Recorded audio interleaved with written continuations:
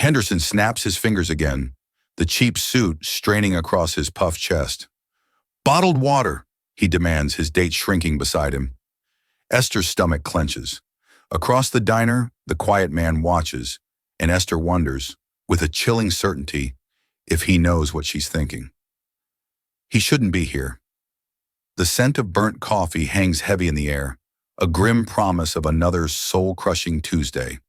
Back at the attention of a man who didn't just see a waitress, he saw a wasted masterpiece. It's a story of a cryptic note, a private jet ticket, and a test so demanding it could shatter her or turn her into the person she was always meant to be. The smell of stale coffee and burnt bacon grease was the perfume of Esther Beaumont's life. It clung to her hair, her cheap polyester uniform, and the weary lines around her 26-year-old eyes. She worked at the Astor Diner in Manhattan's Upper East Side, a place that, like its name, pretended to be something grander than it was. It had polished brass railings that were always smudged with fingerprints and red vinyl booths that were cracked like old leather. It was a purgatory for the city's aspiring artists, actors, and in Esther's case, forgotten scholars. Each morning she would tie her apron, the strings frayed from 1,000 shifts, and paste on a smile that rarely reached her eyes. She was good at her job, efficient, polite, and almost invisible, the perfect waitress. No one poring over their Wall Street Journal or complaining about the temperature of their soup would ever guess that Esther could dissect the semiotics of Renaissance art or debate French existentialist philosophy. No one knew that 4 years ago she had been a top student at the Sceaux in Paris, living a life painted in the vibrant colors of her dreams. Then came the phone call, her father's heart attack, the collapse of his small construction business, the mountain of unforeseen debt. Her dream dissolved overnight. She flew home, leaving behind the cobblestone streets of the Latin Quarter for the cracked pavement of a tiny Queens apartment she now shared with her friend Ma. Paris became a ghost, a painful whisper of a life that belonged to someone else. "Order up!" Beaumont barked Saul the cook, his voice a growly roar over the sizzle of the griddle. Esther grabbed the heavy plates, the heat warming her forearms. "Thanks, S." She moved through the cramped diner with a practiced grace, weaving between tables and busboys.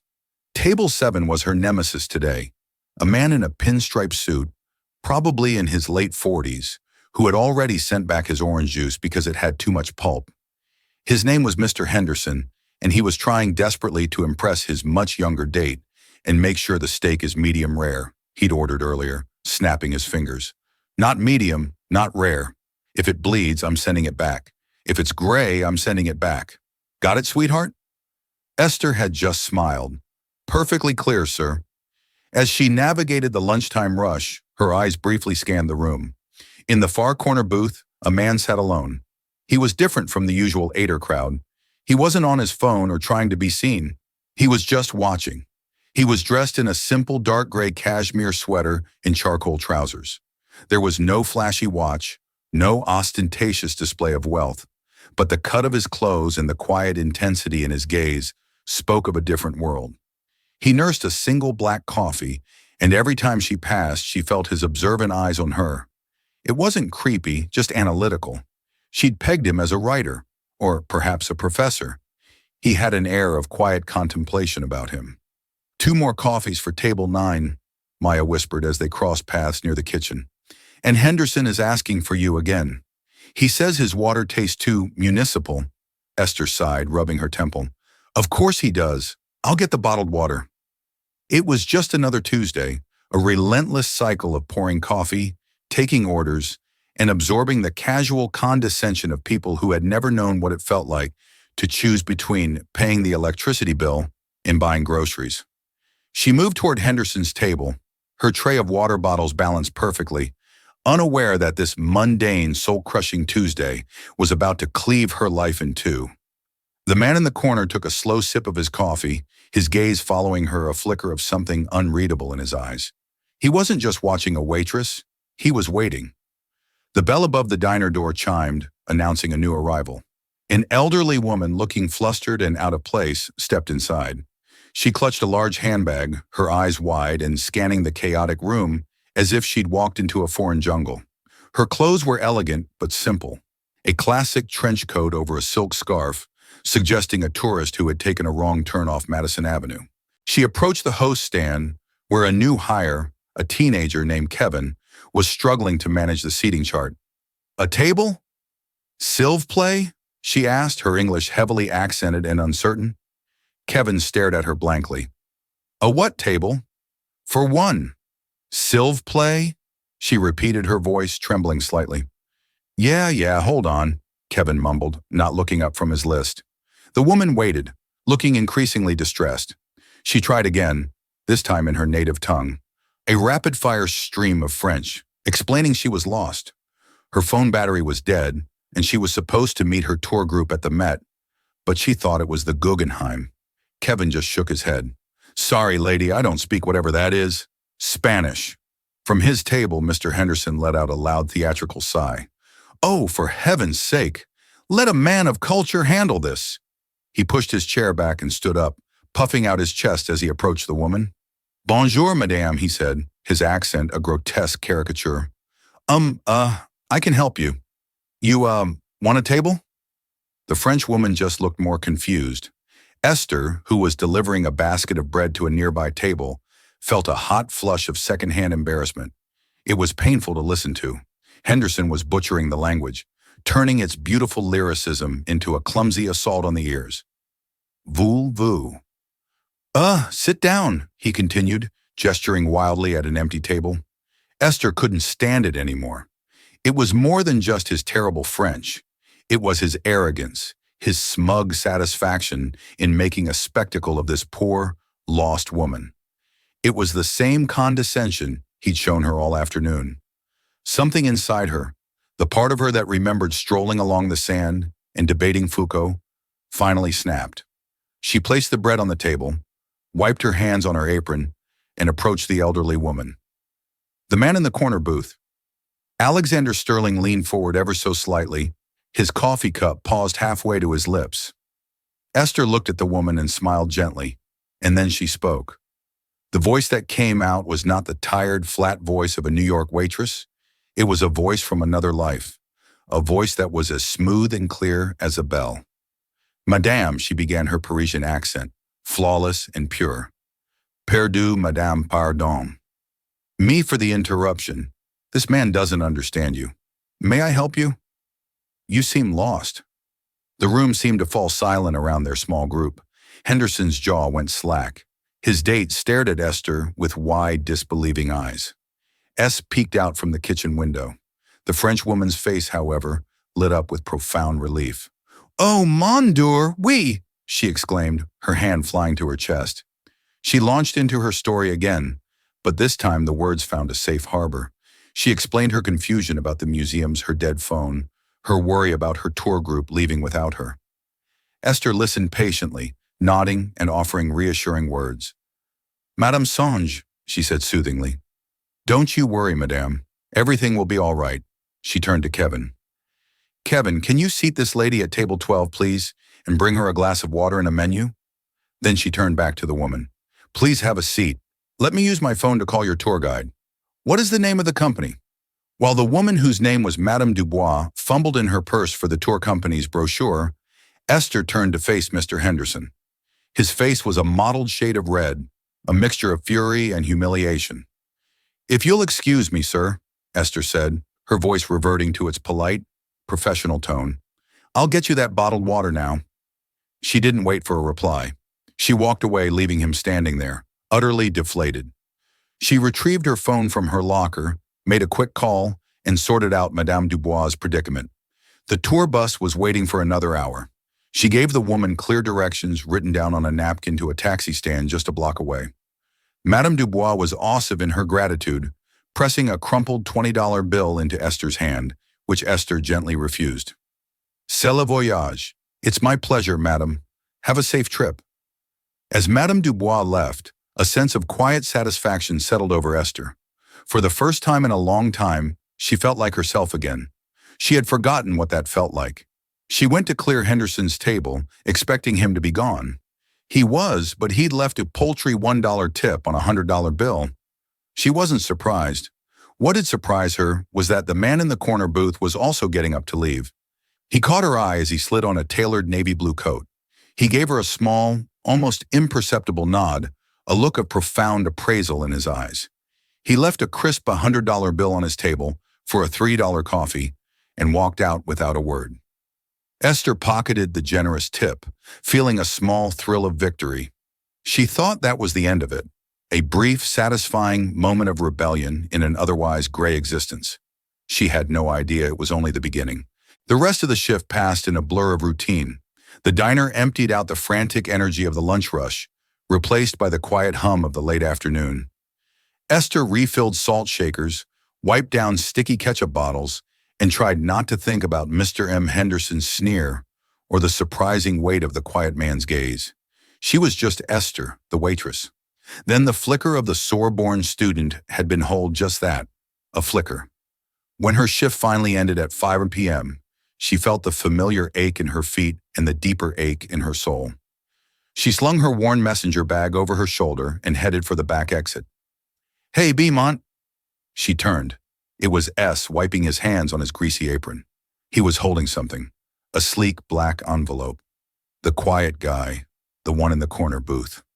"He came back a few minutes ago, said he forgot to give this to you. Told me to make sure you got it personally." Esther frowned, taking the envelope. It was made of heavy, expensive cardstock, unlike anything she'd ever held. There was no name on it, no address, just a simple, elegant silver seal holding it closed the stylized wings of what looked like a falcon. "Weird, right?" S grunted. "Looked like a spy or something." "Anyway, see you tomorrow." Esther murmured her thanks and slipped out into the alley. The evening air was cool against her flushed skin. Leaning against the brick wall under the dim glow of a security light, she broke the seal. Her fingers trembled slightly. Inside were 2 items. The first was a business card as thick and black as the envelope. The silver falcon crest was embossed at the top. Below it, in minimalist silver lettering, were a name and a title. Alexander Sterling, CEO, Sterling Innovations. Esther's breath caught in her throat. Sterling Innovations wasn't just some tech company. It was a global titan, a behemoth in aerospace logistics and cutting-edge AI. Alexander Sterling was a legend, a reclusive genius who had built an empire from scratch. He was a billionaire many times over, famously private and rarely photographed. That was the quiet man from the diner. It seemed impossible. The second item made her heart stop altogether. It was a plane ticket, or rather a reservation confirmation for a private jet, a Gulfstream G650 scheduled to depart from Teterboro Airport in New Jersey the next day at noon. The destination, Labor Airport, Paris. The passenger's name, Esther Beaumont. Tucked into the fold of the ticket was a small handwritten note on matching black stationery. The handwriting was sharp and decisive, a bold, forward-slanting script in silver ink. "Miss Beaumont talent should never be wasted on serving mediocrity. A voice like yours belongs in Paris, not in a diner arguing over bottled water. A car will be waiting for you at your address tomorrow at 10 a.m. Your seat will be waiting. This is not a request, it's an opportunity." As Esther read the note once, then twice, then a third time, her mind reeled. The alley seemed to tilt, the sounds of the city fading into a dull roar. This had to be a joke, an elaborate, cruel prank. Maybe Henderson had set it up to mock her further. But how would he know her address and the expense? A private jet to Paris.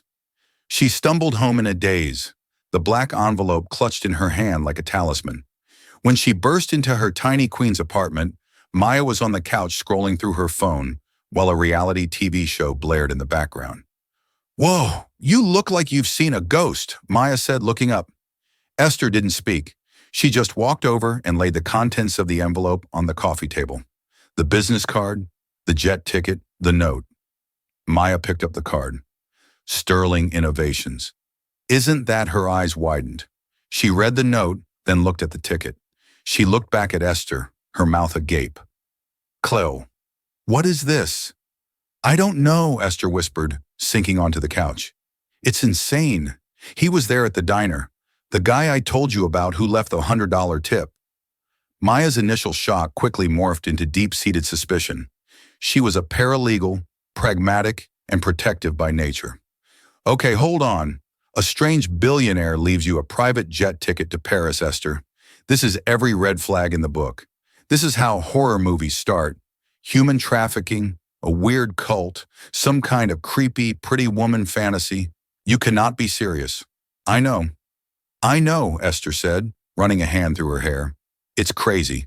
But the note, talent should never be wasted. He saw. He heard.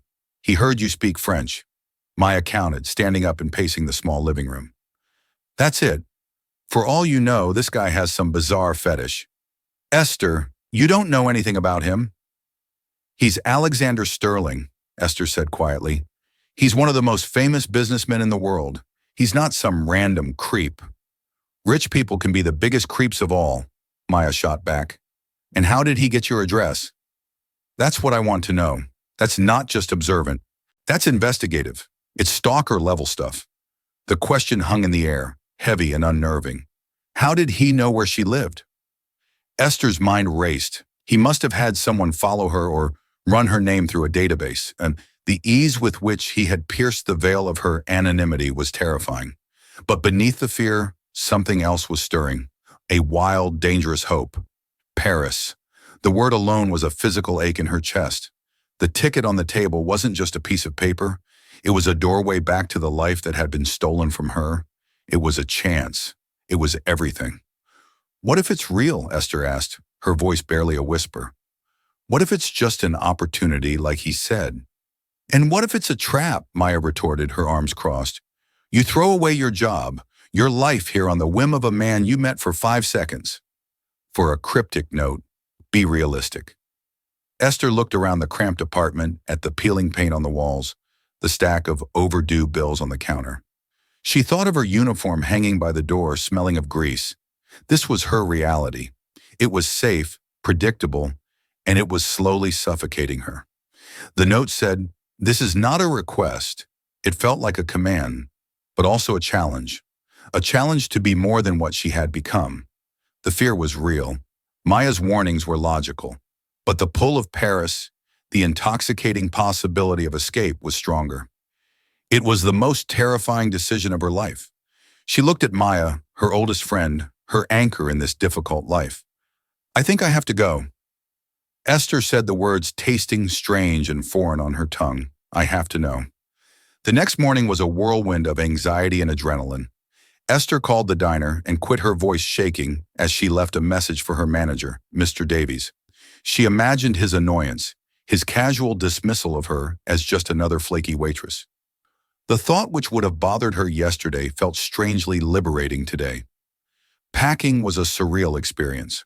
What does one pack for a clandestine trip to Paris offered by a reclusive billionaire? Her entire wardrobe consisted of worn jeans, faded t-shirts, and a single black dress she'd owned for 5 years. She stuffed them into her old scuffed suitcase, feeling foolish and hopelessly out of her depth.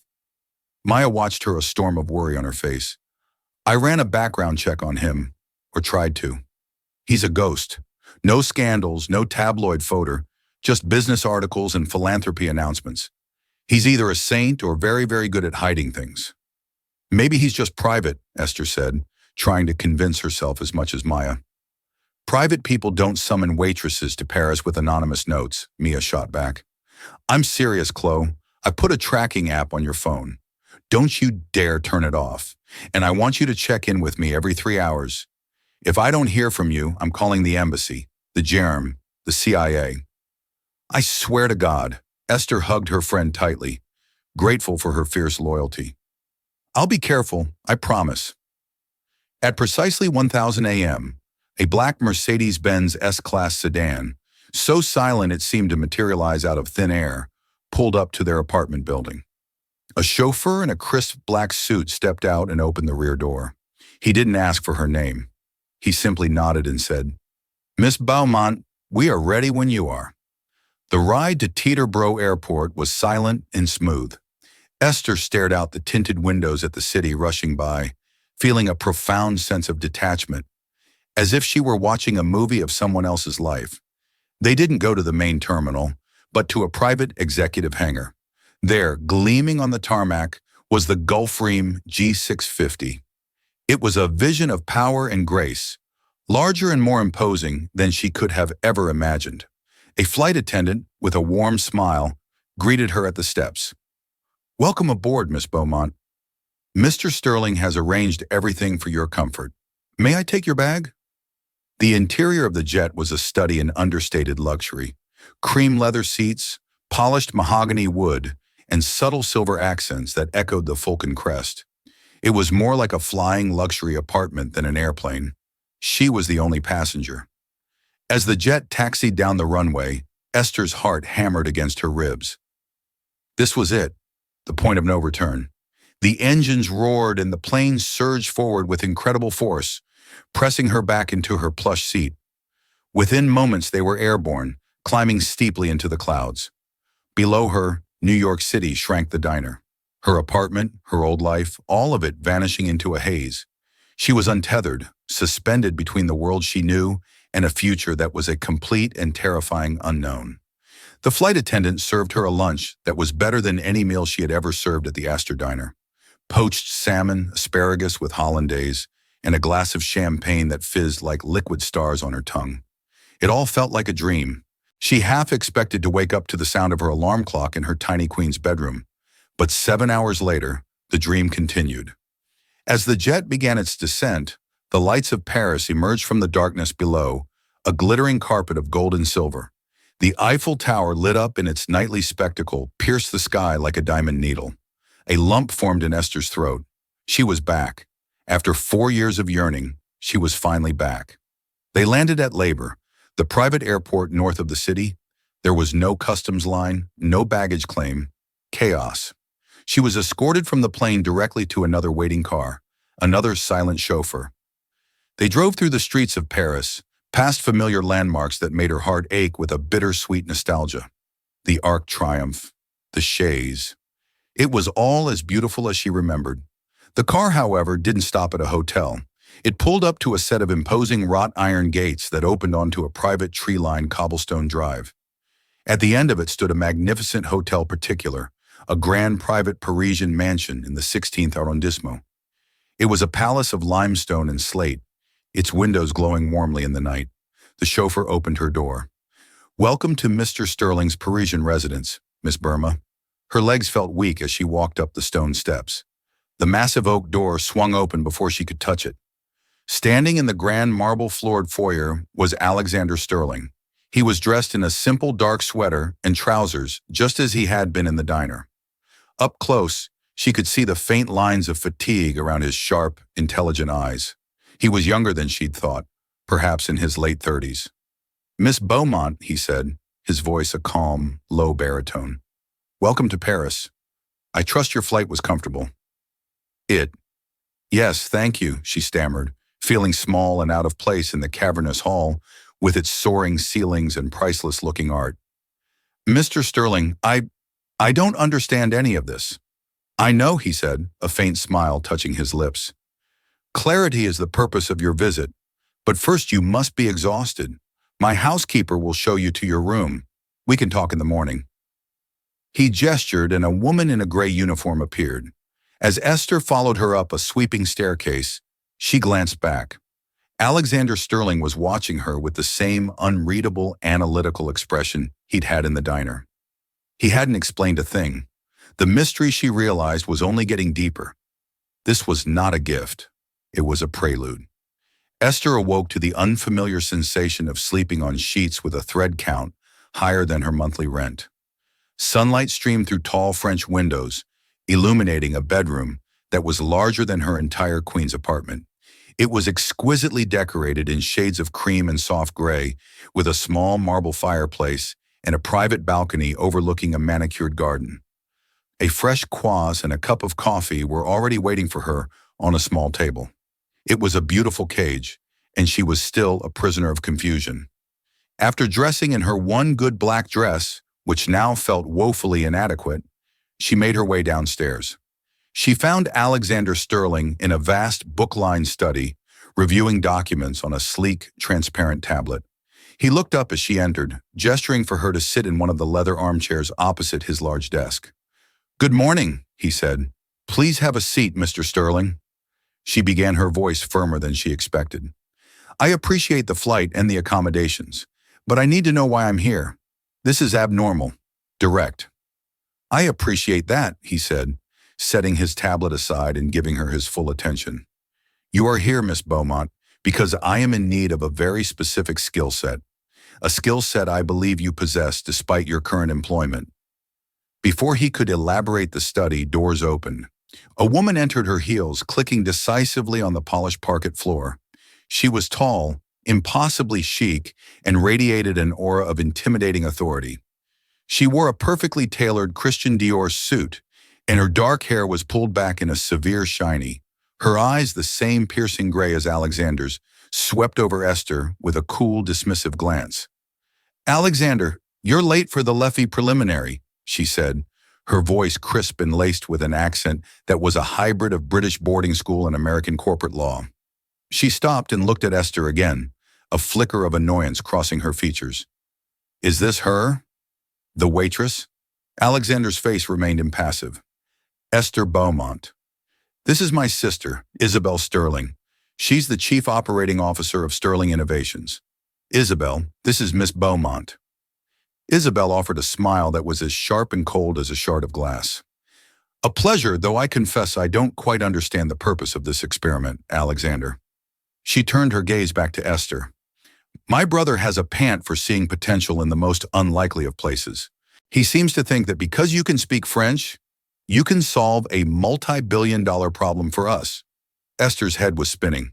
Our multi-billion-dollar problem. What did they think she was? Alexander finally offered an explanation. Sterling Innovations is in the final stages of acquiring a company, a French company, Maison Lefebvre. Esther knew the name. Everyone did. Maison Lefebvre was a legendary Parisian luxury house founded in the 18th century. They were famous for their bespoke leather goods and perfumes, a bastion of old-world craftsmanship and French heritage. Lefebvre is family-owned, Alexander continued. It has been for 8 generations, and the current matriarch, Geneviève Lev, is resistant to the acquisition. She is a traditionalist. She believes an American tech company like ours will destroy her family's legacy. We've sent teams of the best lawyers and negotiators in the world, and they've all failed. They don't speak her language. And I don't mean French, Isabel interjected, her tone dripping with skepticism. They don't speak the language of the nuance of culture, of respect for tradition. Geneviève Lefebvre slammed the door on our last M&A head because he wore white sneakers to a meeting. Esther was beginning to understand. You need a translator. No, Alexander said, leaning forward. We have hundreds of translators. I need more than that. I need a bridge. I need someone who understands the subtlety of French culture, who can show respect for their heritage, but who also understands the directness and ambition of the American mindset. Someone who can navigate both worlds. He paused, his eyes locking onto hers. In the diner, I didn't just see a waitress speaking French. I saw a woman of intelligence and grace handle a difficult, arrogant man with poise. Then I saw her treat a lost, frightened woman with compassion and empathy, using flawless colloquial French, not to show off, but to genuinely connect and help. That combination, poise under pressure, cultural fluency, and genuine empathy, is rarer than you can imagine. It cannot be taught in a business school. Isabel let out a quiet, impatient sigh. It's a romantic notion, Alexander. A lovely story. But this is a $2.7 billion acquisition, not a social experiment. Miss Beaumont has no corporate experience, no background in finance or law. She served pie yesterday. The insult landed like a physical blow, but Esther held her ground. She refused to let this woman diminish her. And what is it you do exactly when you're not a waitress? Isabel pressed, her eyes narrowing. What hidden talents did my brother unearth with his little private investigation? The question confirmed Esther's fears. He had investigated her. I was a student, Esther said, her voice steady.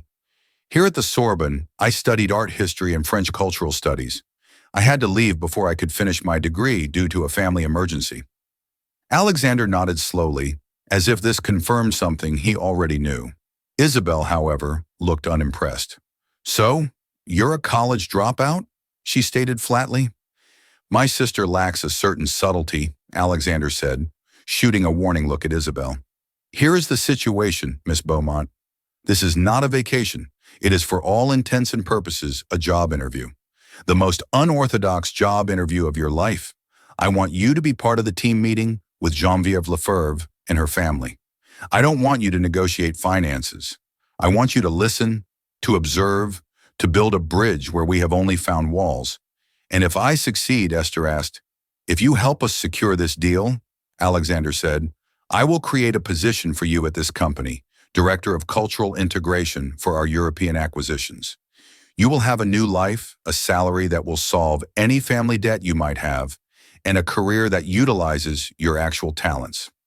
I will also fund the completion of your degree, should you still wish for it. It was an offer that was beyond comprehension, a lifeline, not just to solvency, but to a life she thought was lost forever. And if I fail, Isabel answered before Alexander could. If you fail, Miss Beaumont, a car will take you back to labor, and you will be on the next flight back to New York. You can have your old job back at the diner. We will, of course, compensate you for your time. Her tone made it clear that failure was the only outcome she expected. The weight of their expectations of the entire surreal situation pressed down on Esther. This was insane. They were asking her to step into a corporate shark tank with nothing but a half-finished arts degree and her fluency in French.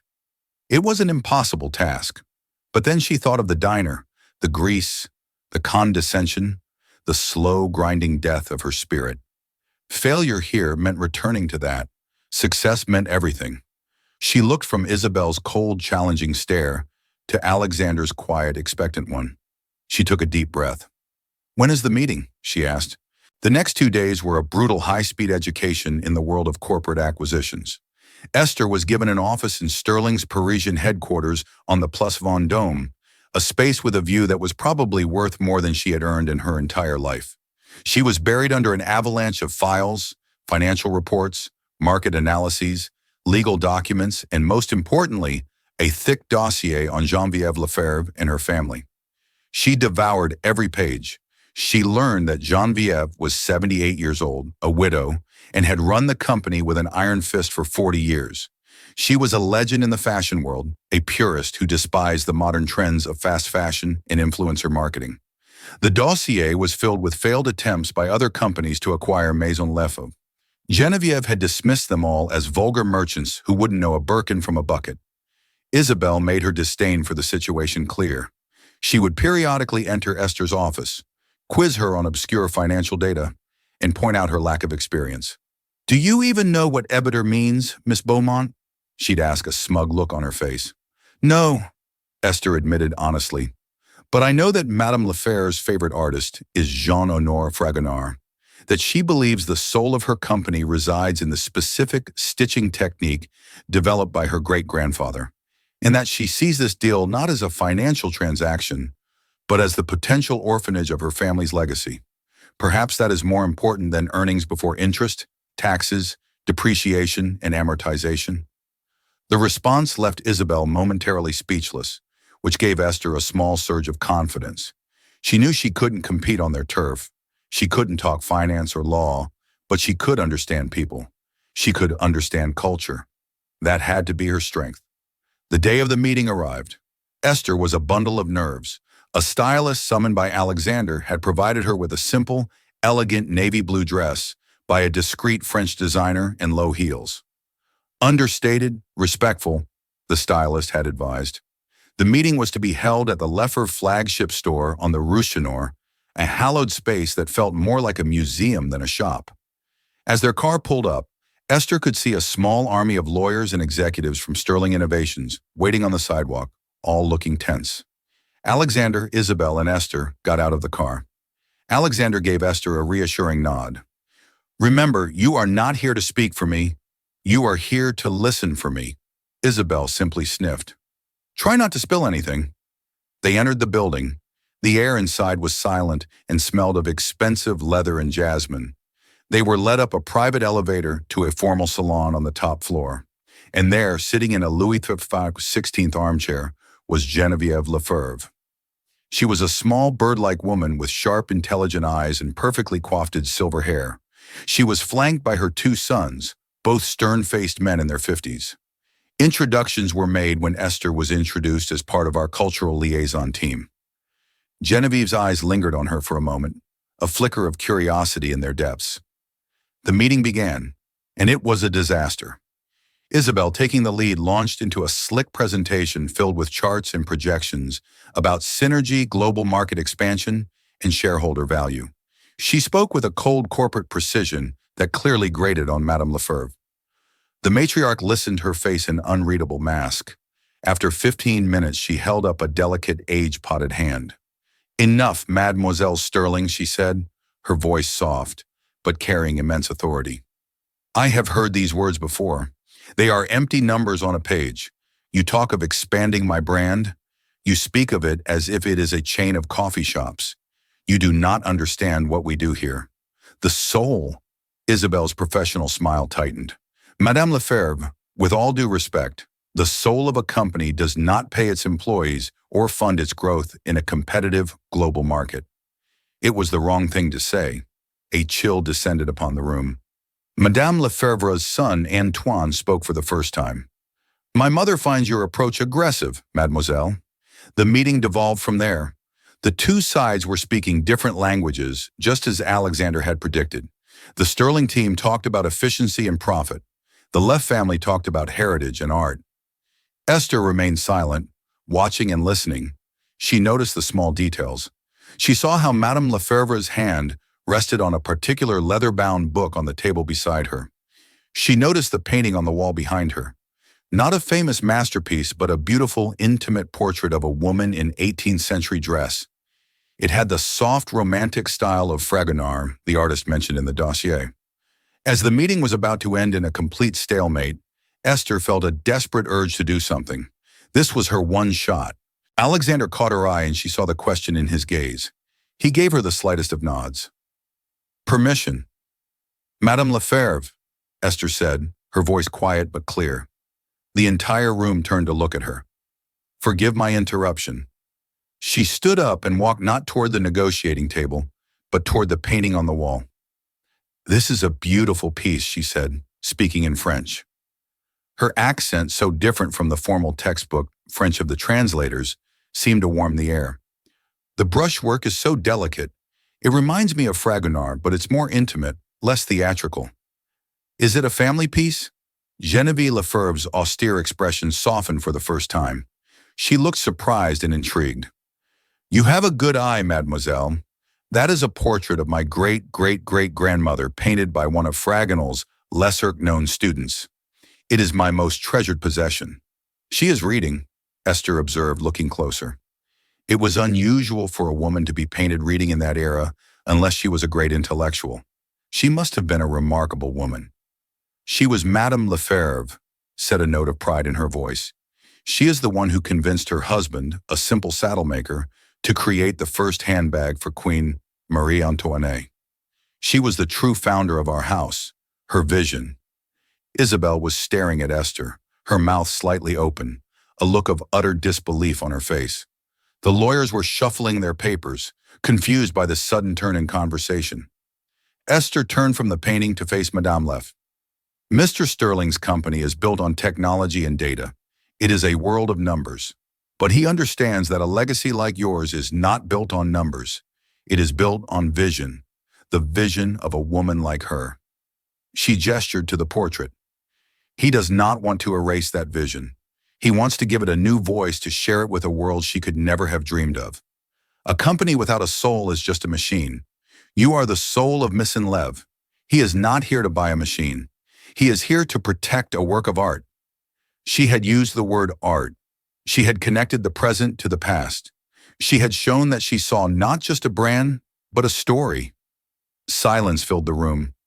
Genevieve Lefebvre stared at Esther, her sharp eyes searching. Then she slowly turned her gaze to Alexander Sterling.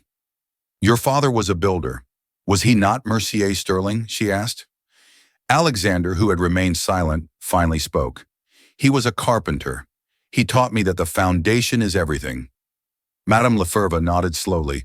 A small, genuine smile touched her lips for the first time. Perhaps we can have tea next week and you can leave your presentation," she said, gesturing to Isabel's laptop at your office. Just you and me. And she added, her eyes finding Esther. You will bring Mademoiselle Beaumont.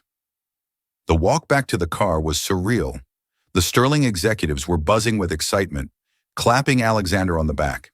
For the first time in months, they had made progress. They had a second meeting. Isabel was silent, her expression a thunderous mix of shock and resentment. As they got into the car, she finally turned to Esther. That was a lucky trick, she said, her voice low and sharp. A parlor game with an old painting. It wasn't a trick, Isabel Alexander, said his voice firm. He looked at Esther, and for the first time she saw open admiration in his eyes. It was insight. She listened. Something your team of experts failed to do. She found the foundation. Isabel said nothing more for the rest of the ride, simply staring out the window defeated. The tea with Madame Lefebvre the following week was a resounding success. Without the lawyers and presentations, the conversation flowed easily. Esther acted as the bridge, just as Alexander had hoped. She would translate not just their words, but their intent. When Alexander spoke of platforms and digital ecosystems, Esther would rephrase it to Madame Lefebvre as creating a digital atelier where the stories of the artisans could be shared with the world. They talked for hours, not about money, but about art history and legacy. By the end of the week, the deal was signed. Maison Lef was now part of Sterling Innovations, but with contractual guarantees protecting its heritage, its French workshops, and with Geneviève Lefebvre herself appointed to a lifetime seat on the board as a brand guardian. The night the deal was finalized, Alexander hosted a small celebration at his mansion. Esther stood on the balcony of her room, the same one she had woken up in just over a week ago, looking out at the twinkling lights of Paris. She felt like a completely different person from the weary waitress who had stepped off that plane. Alexander came to stand beside her. For a few moments, they stood in comfortable silence. I owe you a great deal, Esther, he said finally. You gave me an opportunity, she replied. That's more than anyone else ever has. The offer I made is on the table, he said, turning to face her. Director of Cultural Integration, a very generous salary, a housing allowance here in Paris, and a blank check for your education. It's yours. No interview required. This was it, the culmination of the impossible dream, a new life handed to her on a silver platter. But something had shifted in her over the past week. She had not just been acting as a bridge for him, she had been rebuilding a bridge to her own forgotten self. Thank you, she said, her heart pounding. It's an incredible offer, but I have a counter-proposal. Alexander raised an eyebrow, a flicker of amusement in his eyes. I'm listening. I don't want the job as a gift, she said, and I don't want you to pay for my degree. I want you to invest in me. Not as an employee you discovered, but as a partner you value. She took a breath, summoning all the confidence she had gained. I want to run the Maison Lefebvre integration, not as a director of a department, but as the project lead. Give me a budget and a team, and I want a performance-based contract. If I succeed in doubling its digital presence while maintaining brand integrity in 2 years, I get a stake in the subsidiary. A small one, but a real one. And I'll pay for my own degree with the salary you give me. She was asking for responsibility, not a reward. She was asking for a chance to build something herself, not just be a well-paid accessory to his empire. Alexander Sterling stared at her, his analytical gaze replaced by one of genuine surprise, which slowly morphed into a broad, brilliant smile. It was the first time she had seen him truly smile, and it transformed his face. A college dropout waitress who served me coffee a week ago is now negotiating equity with me on a multi-billion-dollar deal, he said, shaking his head in disbelief. He let out a soft laugh. I knew my instincts were right about you, Esther Beaumont. I just had no idea how right. He extended his hand. You have a deal. Welcome to Sterling Innovations. Esther shook his hand, a current of electricity passing between them. It wasn't just a handshake, it was a contract. It was the closing of one chapter of her life and the explosive beginning of another. She was no longer a waitress who spoke French. She was a woman who had found her voice in more ways than one, and she was finally truly home. Esther's story isn't just about a lucky break. It's a powerful reminder that the person you are right now in whatever job you're working is not the final chapter. your hidden talents, your forgotten passions, the skills you think no one sees. They have immense value. It was a single moment of kindness and a sentence in French that changed Esther's life.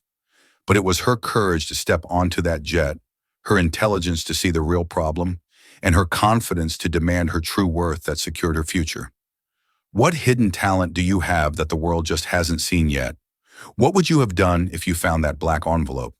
If this story inspired you or made you think, please give this video a thumbs up. It truly helps us bring more stories like this to you. Don't forget to subscribe and hit the notification bell so you never miss an incredible journey. And share this video with someone who needs to be reminded that their big break might be just one customer, one conversation, or one moment of courage away. Thank you for listening.